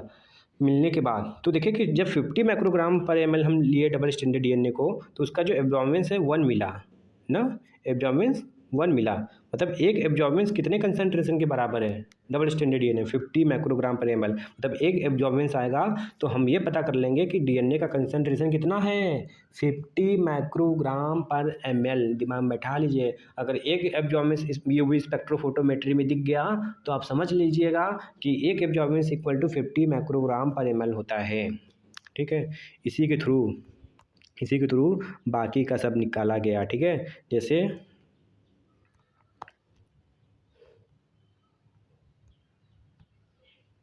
ठीक है, जैसे डबल स्टैंडर्ड डीएनए के लिए कितना आया? 50 माइक्रोग्राम पर ml आया। सिंगल स्टैंडर्ड डीएनए के लिए 37 नहीं होता है, यहाँ पे टाइपिंग मिस्टेक है। ठीक है, यहाँ पे 33 होता है। ठीक है, 33 होता है माइक्रोग्राम पर ml होता है। ठीक है, फिर इसके बाद सिंगल स्टैंडर्ड आरएनए के लिए कितना होता है? 40 माइक्रोग्राम पर ml होता है। मतलब एक एब्जॉर्बेंस जो होता है, एक एब्जॉर्बेंस में मतलब एक एब्जॉर्बेंस आएगा तो कितना कंसंट्रेशन होगा डबल स्टैंडर्ड डीएनए का? 50 माइक्रोग्राम पर ml होगा। एक एब्जॉर्बेंस सिंगल स्टैंडर्ड डीएनए का होगा तो 33 माइक्रोग्राम पर ml मिलेगा। एक एब्जॉर्बेंस आया तो सिंगल स्टैंडर्ड आरएनए के लिए तो उसका कंसंट्रेशन कितना मिलेगा? 40 माइक्रोग्राम पर ml मिलेगा। ठीक है ना, ओके। फार्मूला है, क्या फार्मूला है? Concentration of double standard DNA, concentration of double standard DNA equal to क्या? ओडी, जो भी क्या है ओडी आया है ना, जो भी एब्जॉर्बेंस आया है। ठीक है, into dilution factor into 50 microgram पर ml। डाइल्यूशन फैक्टर से मल्टीप्लाई करना है, ये दिमाग में बैठा लीजिएगा, डायरेक्ट नहीं। अगर डाइल्यूट किया गया है तो मल्टीप्लाई करिएगा, नहीं तो फिर नेगेटिव हो जाएगा। डीबीटी एग्जाम में आया था इस बार डीबीटी के एग्जाम में आया था ये क्वेश्चन, वहाँ पे डाइल्यूशन फैक्टर डाइल्यूट कर दिया था तो उसको भी मल्टीप्लाई करना था। काफ़ी सारे लोग मल्टीप्लाई नहीं किए तो ये प्रॉब्लम हो गया। ठीक है, DNA yield D equal to DNA concentration into total sample volume. हम कल वो करवाएंगे, न्यूमेरिकल करवाएंगे। ठीक है ना, तो टेंशन ना लीजिए। ठीक, फिर इसके बाद देखेंगे एप्लीकेशन ऑफ OD 260। एप्लीकेशन क्या है? क्वांटिफाई करने के लिए डीएनए आरएनए को क्वांटिफाई करने के लिए 1 OD मतलब जो 260 में 1 इक्वल टू 50 माइक्रोग्राम ml पर डबल स्टैंडर्ड डीएनए, मतलब एक एब्जॉर्बेंस में कितना कंसंट्रेशन? 50 मैंने बता दिया 40 होता है, और ओलिगो न्यूक्लियोटाइड के लिए 20 माइक्रोग्राम पर ml होता है। ठीक है, अब determine the purity of nucleic acid and simple. अगर डीएनए प्योर है तो उसका एब्जॉर्बेंस, उसका जो क्या आएगा एब्जॉर्बेंस कितना आएगा? 1.8 आएगा। और अगर आरएनए प्योर होगा तो उसका एब्जॉर्बेंस 2 आएगा। ठीक है, प्योर आरएनए के लिए जो होता है क्या होता है, जो एब्जॉर्बेंस होता है 2 होता है, और डीएनए के लिए कितना होता है? 1.8 होता है। अगर मेरे को प्रोटीन प्लस डीएनए मिला, मतलब अगर एब्जॉर्बेंस कितना है 1.8 से कम आए, कितना 1.8 से कम आए, तो मेरे को क्या पता चलेगा कि उसमें प्रोटीन का कंटामिनेशन है। अगर 1.8 आता है तो प्योर डीएनए मिला, अगर 1.8 से कम आया तो प्रोटीन और डीएनए का कंटामिनेशन मिला। ठीक है, अगर प्योर मतलब प्योर आरएनए मिला, कैसे पता चलेगा कि 2 आया? अगर 2 आया तो प्योर आरएनए मिला, लेकिन 1.8 से ज़्यादा मिला तो समझेंगे कि डीएनए प्लस आरएनए का क्या मिला? कंटामिनेशन मिला ना। फिर से सुनिए ध्यान से, अगर प्योर मिला डीएनए तो 1.8 होगा। ठीक, अगर 1.8 से कम मिला तो मतलब उसमें डीएनए भी होगा, प्रोटीन भी होगा।